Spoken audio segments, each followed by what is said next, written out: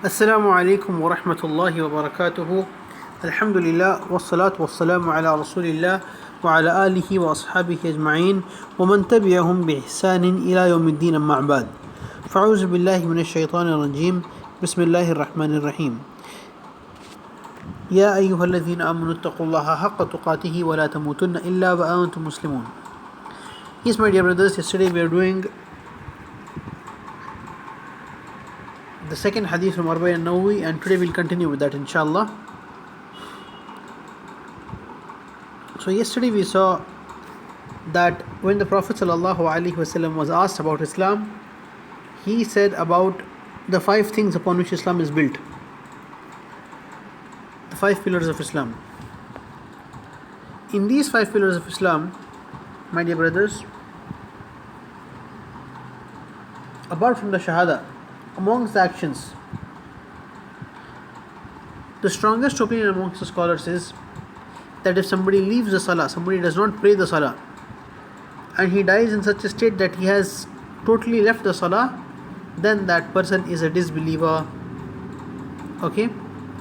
It's another thing if he did not have knowledge, or if it's another thing if he did not know the proper way of prayer, that's something else. But if he knew about Salah and its performance 5 times a day and he abandoned it, then the right opinion is that such a person is a disbeliever. With regards to paying the zakat, how important is this portion of the hadith with regards to paying the zakat? If we read the seerah of Abu Bakr as-Siddiq, when we read the seerah of Abu Bakr as-Siddiq, we realize that in the time of Abu Bakr as-Siddiq, there were many Muslims, many tribes who abandoned the zakat. They said, we will not pay the zakat. Their logic was that when the Prophet ﷺ was alive and we paid the zakat, he made dua for us. Who will make dua for us now?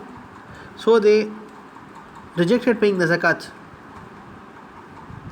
So then Abu Bakr as-Siddiq radiallahu anhu, many of the Sahaba told him that why are you fighting people who are reciting the Shahada, who are Muslims? So Abu Bakr as-Siddiq radiallahu anhu said that anyone who just separates between Salah and Zakah, and anyone who used to give me even a rope in Zakat, or a small kid of a sheep in Zakat, I will fight them for that, even if I have to go alone. And then Allah subhanahu wa ta'ala opened up the hearts of the Sahaba, and they agreed to the opinion of Abu Bakr, and they fought the people, they forced them to give the Zakat by fighting. So this shows the seriousness of zakat. If somebody is not giving it, he should be forced by the Islamic nation to give the zakat. And then fasting during the month of Ramadan, performing the Hajj to the house, these 2 are also very important pillars. So much so that, let's say in Ramadan, for some valid reason, if you could not fast, you have to repeat the fast later. This is understood with regards to men. For the ladies, during the time of their periods, when they have their periods, their menstrual periods, in the 7 days that they have their menstrual periods, they should not pray or fast. Yes? So if they miss their prayers, they need not repeat them again. That's a concession that Allah has given them. In the 7 days, if they miss any prayers, of course, they will miss all the prayers. They should not repeat that again. But if they miss fasts, obligatory fasts, they have to keep them again. And if somebody dies leaving obligatory fasts behind, it is mustahab, it is highly encouraged for his children to keep those fasts. They divide it amongst themselves and they keep those fasts. If they don't keep it, is not a sin upon the children, but if they do it, it is better for their deceased parents, for the parents who are dead.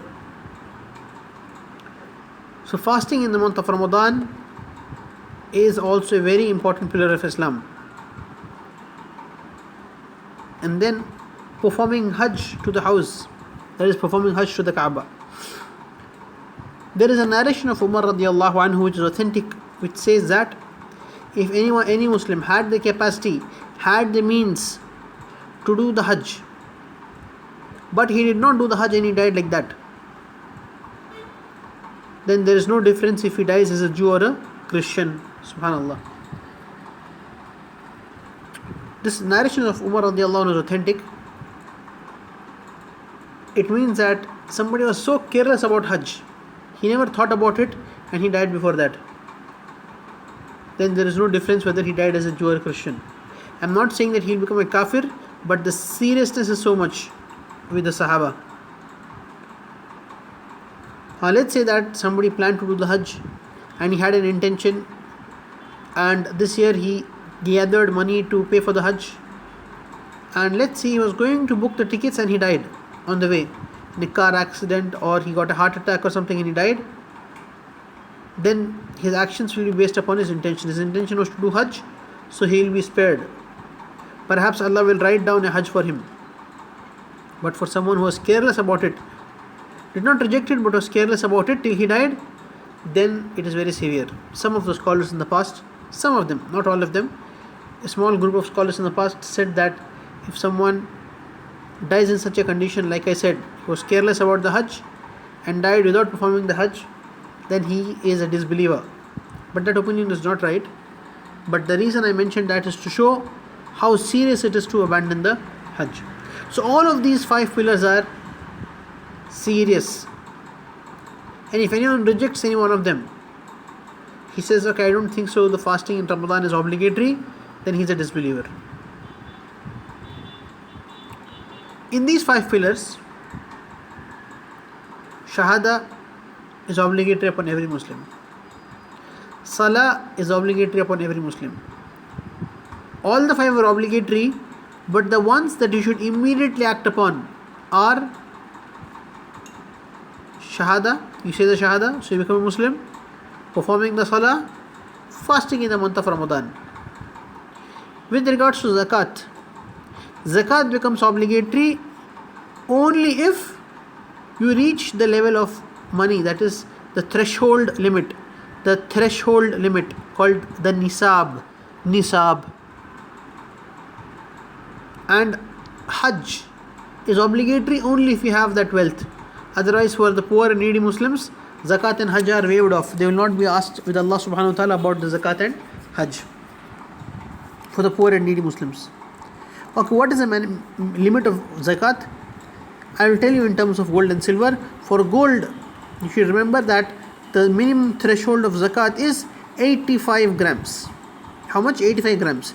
If somebody has 85 grams or more of gold, let's say somebody has 100 grams of gold, then in that 100 grams he should give 2.5 grams of gold or its equivalent in money as Zakat. And in silver, the weight is 595 grams of silver. So if somebody has money or silver equal to 595 grams of silver or more, he should give 2.5% of that in Zakat.